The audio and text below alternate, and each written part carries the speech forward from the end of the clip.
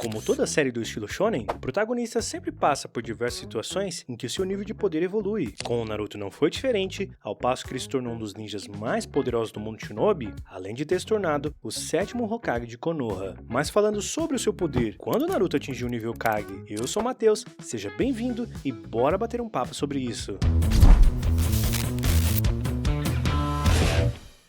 Pra gente concluir o momento exato em que o Naruto atingiu o nível Kage, o ideal é traçarmos uma linha cronológica da evolução do seu poder. Mas antes, vamos estabelecer o que é o nível Kage. Em regra, um Kage é o shinobi mais forte de uma vila. Claro que para se chegar a essa posição, não basta apenas ser o mais forte, até porque a nomeação para esse cargo envolve outros fatores. Mas no geral, apenas aqueles que possuem um nível de poder considerável e acima dos demais, é que podem ser eleitos para ser o líder de uma vila e recebem esse título. Em resumo, o nível Kage é justamente quando o ninja alcança um patamar de poder comparável ao de um Kage. Agora que a gente preparou o terreno, nós podemos analisar mais sobre a evolução dele até chegar nesse patamar.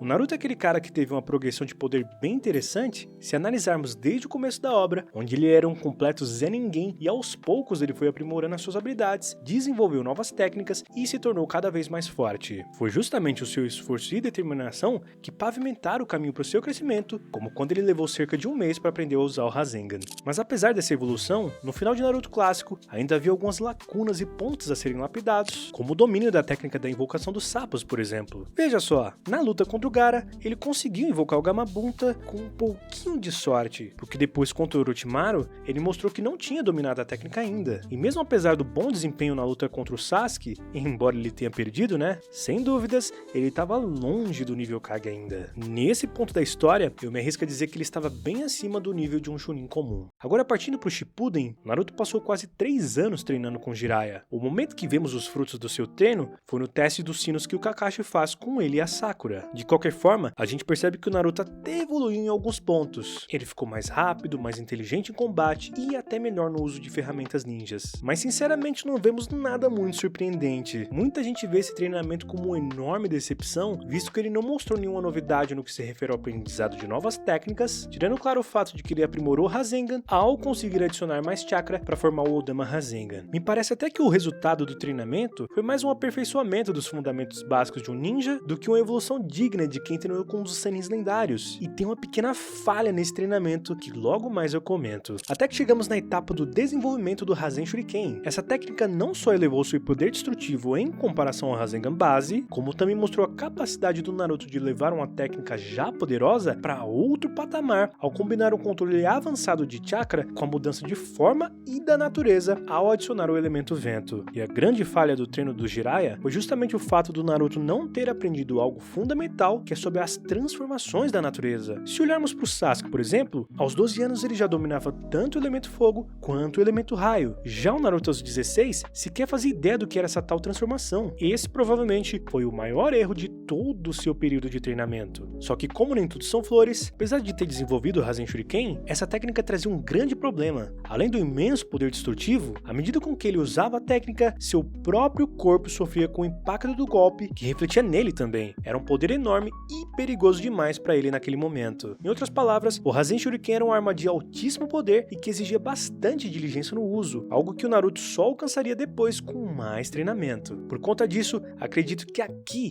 ele atingiu no máximo o nível de um Jonin. Antes disso, antes de ter aprendido essa técnica, não dava para colocar o Naruto nesse patamar, pois ele nem mesmo entendia de forma sólida o que é e como se aplica a transformação da natureza. E eu acredito que é imprescindível que qualquer Jonin saiba o que se trata, ainda que não domine nenhum elemento propriamente, sabe? A exemplo do Gai. Mas ok, foi aí que entrou uma nova oportunidade de treinamento lá no Monte Myoboku com o sapo Fukasaku. Esse treino com certeza foi um divisor de águas, pois o Naruto aprendeu a absorver e controlar o chakra natural, aumentando a sua força, a velocidade, a resistência e a percepção sensorial. O sapo Fukasaku, num dado momento, elogiou o desempenho e a rapidez do Naruto, mostrando bons resultados para dominar o chakra senjutsu e viu potencial para em pouco tempo superar o poder do Jiraiya. E todo esse esforço foi colocado à prova na invasão da Vila da Folha. Quando o Naruto surgiu no campo de batalha para enfrentar o Pain, ali ele mostra uma postura contundente e confiante, apesar do grande desafio que estava por vir. E eu me arrisco a dizer que naquele momento da história, o Pain era o homem mais forte do mundo ninja. Essa luta seria o maior desafio do Naruto até então. Para você ter ideia da evolução dele, quando o Caminho Azura parte para um ataque, num piscar de olhos o Naruto o atinge, mostrando um aumento substancial de força e velocidade. Outro ponto importante é como ele utiliza os clones de forma estratégica para manter o modo sábio ativo, diferente de antes, que mesmo criando vários clones, seus ataques não eram tão efetivos. Agora ele consegue coordenar cada um deles com precisão, fazendo com que os clones executem ataques complementares, mostrando uma capacidade técnica de combate mais assertiva. E não só isso, agora ele tem o Commit dos Sapos, podendo desferir golpes físicos mais precisos e potentes. E tem mais, a partir do uso da energia natural,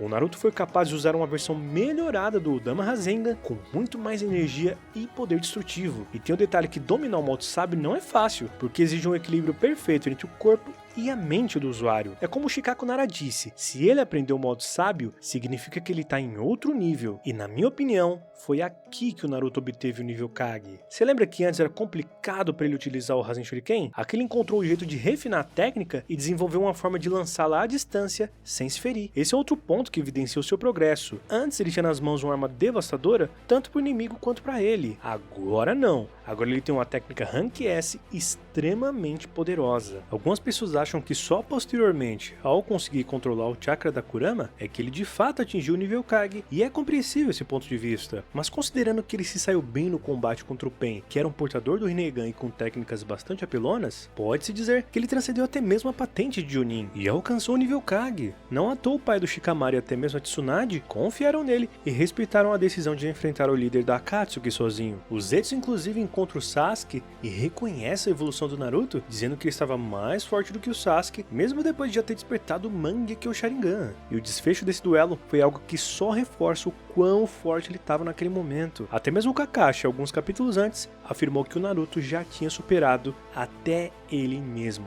E ele era um Jonin de elite, né? Aí fica ao seu critério concordar com essa fala ou não. Em resumo, foi nesse ponto após o treinamento no Monte Myoboku e a batalha contra o Pain que podemos dizer com convicção que foi aqui que o Naruto atingiu o nível Kage. Não apenas pelo poder, mas pela maturidade, estratégia e domínio de habilidades que define alguém, que representa muito bem essa definição. Aí fica a dúvida, qual dos 5 Kages daquela época que ele conseguiria bater de frente com essa evolução? Eu vou deixar para responder essa pergunta em outro vídeo, e lembrando que tudo isso aqui reflete a opinião do meu CPF. Eu gostaria de saber se você acha que ele chegou no nível Kage antes, ou se foi aqui nessa fase da obra, ou se só depois com o modo Kurama. Comenta aqui nos comentários pra gente trocar uma ideia, considere se inscrever nesse canal e deixa o like também pra dar uma força, beleza? No mais é isso, gente, um grande abraço e até mais.